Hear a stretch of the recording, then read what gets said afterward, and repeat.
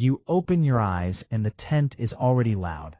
Not with voices, not yet, but with the particular noise of an army that has been awake for 2 hours before its commander, and that has learned through hard experience to conduct its entire pre-dawn machinery at a volume calibrated not to disturb the man in the central tent. The fires have been lit, the horses have been fed, the artillery has been positioned, 10,000 administrative decisions have already been made by the men you trained, using the systems you built, in the doctrines you wrote. And all of it has been done quietly, efficiently, and without waking you, because one of the things your army understands, perhaps the first thing any army must understand about you, is that you sleep when you can, and when you cannot, you work, and the line between those two states is the only schedule that governs you. It is 1805, you are Napoleon Bonaparte, Emperor of the French, and in approximately 6 hours, you are going to fight the Battle of Austerlitz. Sit up. Your valet, Constant, is already present, having heard the particular quality of your stillness change from sleep to wakefulness, something he claims to distinguish with certainty, though you have never entirely believed him. He brings water, warm, for washing. He brings the uniform, the gray campaign coat you prefer, over the formal imperial dress, the one that the soldiers recognize from 50 meters in any condition of light, that has become in 4 years of continuous campaigning, not just a garment, but a signal, a piece of mobile iconography that tells 40,000 men their emperor is somewhere on this field and is not afraid to be seen. You dress quickly, as you do everything. Sitting still has never felt like an option to you. You are aware, in a way that is both clarity and burden, that there is always more that needs doing than there is time to do it, and that the gap between those two quantities is where battles are lost and empires crumble. Breakfast is brief. You eat fast, have eaten fast your entire life, and have spent 35 years being told this is bad for your digestion, which is correct, and which you have never had the patience to address. You drink coffee, strong, and while you eat and drink, your chief of staff, Marshal Berthier, stands before you, reading from the overnight dispatches. This is the moment you actually wake up, not when your eyes open, but when the intelligence begins. The reports from the cavalry screens to the east, the assessment of the Austrian and Russian positions on the Pratzen Heights, the supply figures for the artillery. You do not listen to these reports the way other men listen, waiting for the information to arrange itself into meaning. The meaning arrives faster than the words. The tactical implications assembling in your mind the moment a fragment of data appears, the way a completed picture assembles in a mind that has spent 20 years studying the grammar of land and force and movement. There is something in this morning's reports that Berthier has not yet said, because Berthier, for all his extraordinary organizational gifts, does not always know which details are the important ones. You ask him, before he is finished, about the fog. He tells you the fog in the Pratzen Valley is thick this morning, and expected to thin by mid-morning as the sun rises. You nod. This is the most important piece of information you have received today. This is, in fact, the cornerstone of everything. You have spent 2 weeks building a trap, and the fog is its door.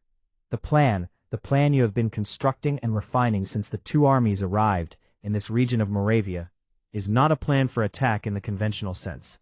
You have positioned your right wing deliberately weak, deliberately exposed, a portion of your line that appears to any reasonably intelligent opposing commander like an opportunity.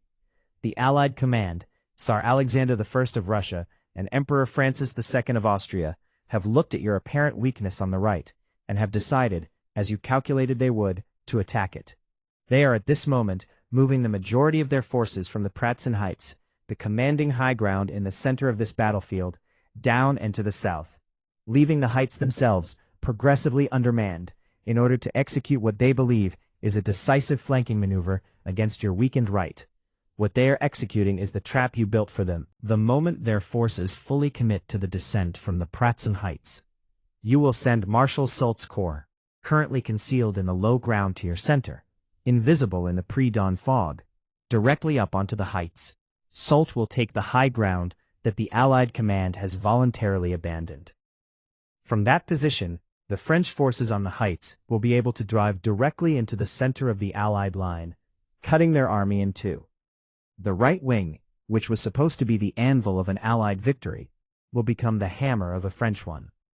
And the fog, this morning's thick, beautiful, cooperative fog, will conceal Soult's corps until the moment he moves, when it will be too late for the Allied command to recall their descending columns. You have rehearsed this scenario mentally hundreds of times in the last 2 weeks. You have identified every variable.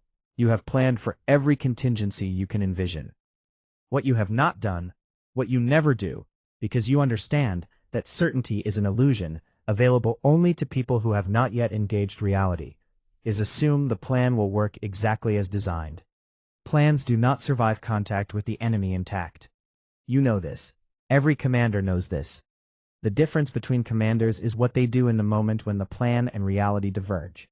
Your answer to that question, the answer that has made you at 36 years of age the most successful military commander in Europe since Julius Caesar, is that you maintain such complete understanding of your own intention that any improvisation you make is still pointed toward the same strategic destination.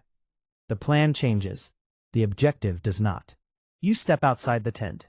The pre-dawn is cold, the November air of Central Europe carrying the specific chill of a morning that will be historic and does not yet know it. The fog lies in the valley like something deliberately placed. You can see, from the slight elevation of your command position, the distant fires of the Allied camp on the Pratzen Heights, soon to be abandoned, and the nearer fires of your own men, 90,000 of them, organized and fed and armed, and committed to a doctrine of war that you built from first principles and that has not lost a major engagement in 7 years. This is ritual, and it is also calculation.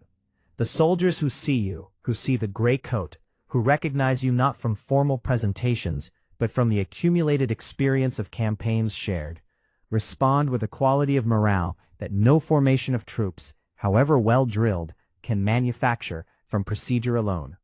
It is the morale of men who believe their commander knows something about war that other commanders do not, which is true, and who believe this knowledge makes them safer than they would be under a different command, which is partially true, and partially the necessary illusion that all soldiers must hold to fight well.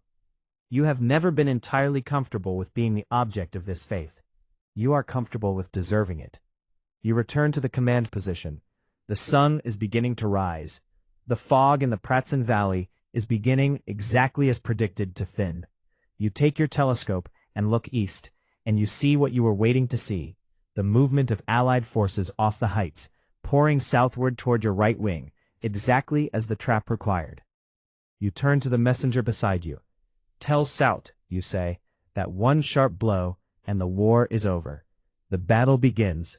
In the next 9 hours, the Battle of Austerlitz, which Napoleon himself will later describe as the finest battle he ever fought, and which military historians will study for the next 2 centuries as perhaps the most perfect tactical execution in the history of land warfare, will unfold largely as planned.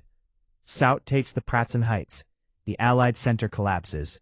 The descending southern columns, cut off from the rest of their army, are pushed onto a frozen lake called the Satsjan Pond, where French artillery fire breaks the ice and a portion of the Allied force is lost to the freezing water.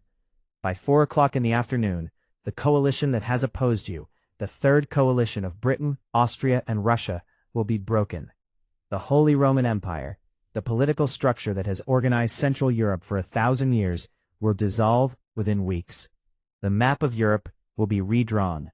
All of this is ahead of you. Right now, you are watching Soult's corps move up through the thinning fog toward the heights. 40,000 men executing the movement you planned in absolute coordinated silence. And for a moment, one unguarded moment in the cold Moravian dawn, you feel it.